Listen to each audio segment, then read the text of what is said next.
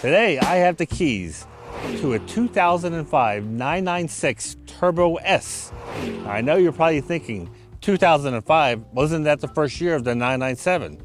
Well, yes it was, but that was for the normally aspirated cars. For the turbo models, they continued the 996 into 2005, and it was the only 996 turbo body they made. It was the S model, which meant it came with the X50 package, which included bigger turbos, bigger intercoolers, modified software, changed internals, plus it had the carbon ceramic brakes. The car we're gonna drive today has been modified with 19-inch Champion Motorsport wheels.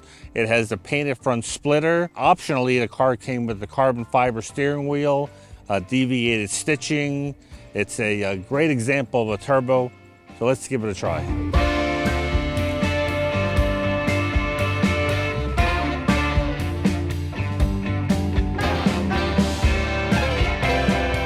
Be sure to log into your YouTube account, subscribe to our channel, and turn on notifications so you don't miss a video.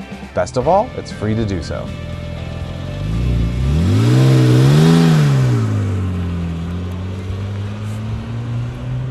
Sound is very good in this car. You hear the engine really well. It doesn't have any modified exhaust. It's all stock exhaust. Clutch engages a little bit quickly. It's a fairly new clutch. Yep, the brakes are very sharp, very commanding. As soon as you hit them, they bring the car down to a stop very quickly. Not sure if the gear shift is, or the shifter is stock. It felt a little bit notchy there from what I'm used to. It's really easy to break the speed limit and not realize it in this car. The turbo, there's really no turbo lag on this car. It feels almost like a normally aspirated. It comes on very quickly. I know some 996 turbo owners may say there is lag. Coming from a non-turbo owner, I can tell you it's not as bad as you think it is. But there is, it's not noticeable at all. Even from 2,000 RPM, this thing is just very, very rev happy. And the steering is super precise. No millisecond delay in turn in.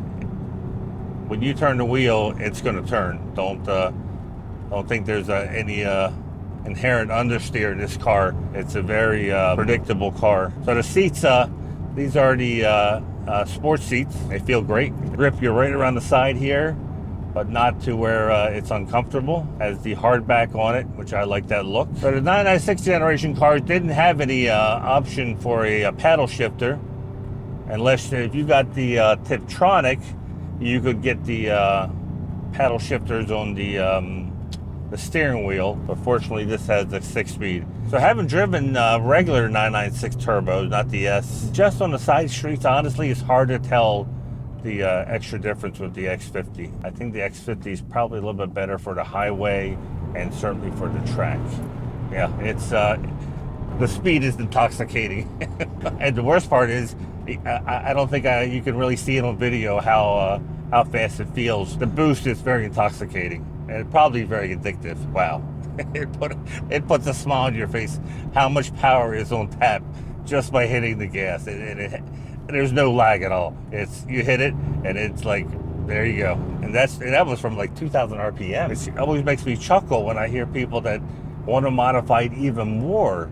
I know 444 horsepower sounds low compared to what's out now. Wow, that's still a lot of power. There we go. Let's go for another run.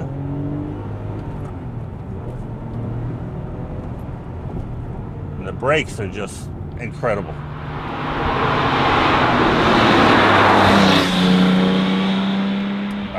Bad thing about the 1 mile thing is you never get to drive it as much as you really, really want to drive it. It's a car I would love to take on the track. As far as car show goes, it's not really going to stand out because it looks like I'm going to say a regular 996 turbo, and there's really nothing regular about a 911 turbo. But in a world where you go to a Cars and Coffee and there's a lot of Porsches, the 996 turbos, even 997 turbos maybe don't stand out as much as the old turbos used to. But it's a Turbo S, and that usually gets people's attention because those who know that they didn't build many Turbo S's. So I'm going to give it a 7.5 for car show. It's a sharp looking car with the painted front spoiler and those deep dish wheels that he has on there, the aftermarket Champion Motorsport wheels.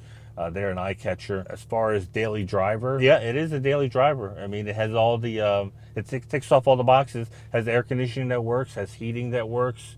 It has storage space. It even has rear seats if you need to squeeze somebody in the back. It blends in. It really doesn't stick out like a driving, let's say, a Ferrari every day. So I'm going to give it an 8. I could daily drive. I don't know how long I would have my license for. I could daily drive it up until the point where the police told me I couldn't drive it anymore. A road trip, when you fold down the rear seats, it's a lot of space to put suitcases and duffel bags, and you got space in the front. The seats are fairly comfortable, and it has a sunroof if you want to, enjoy the outside air and whatnot. So I'd also give it an 8 for a road trip. And as far as fun factor, I don't know. Let's give it an 8.5. The turbos are always fun. They put a smile on your face. Just that absolute amount of power just at your fingertips. It's almost scary. And it's just 444 horsepower. Hopefully you like the review, and if you like our channel, subscribe. If you like the video, hit like. Thanks a lot.